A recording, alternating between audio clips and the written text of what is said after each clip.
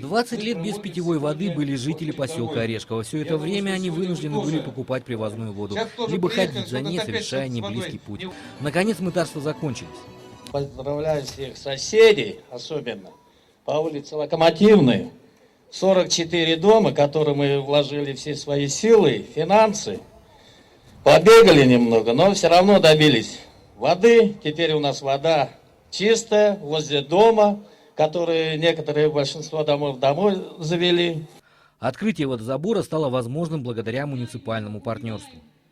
Пример показали нам Октябрьский район, который сегодня практически все улицы города Октябрьского района, они сегодня с водой. Точно так же жители помогают нам, собирают деньги, покупают материалы, а мы загоняем технику и, всю эту работу проводим.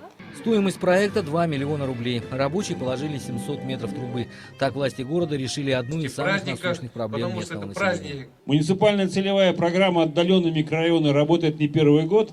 И это один из тех наказов, который был дан жителями нашего округа, как депутату городского совета, так и мэру города Улан-Удэ. Вода пришла, теперь список нерешенных вопросов возглавляет плохие дороги. Но и этому будет положен конец, пообещали представители администрации. Юрий Атанов, Бояр Жигмитов, Булат Бадмаев, Вести, Бурятия.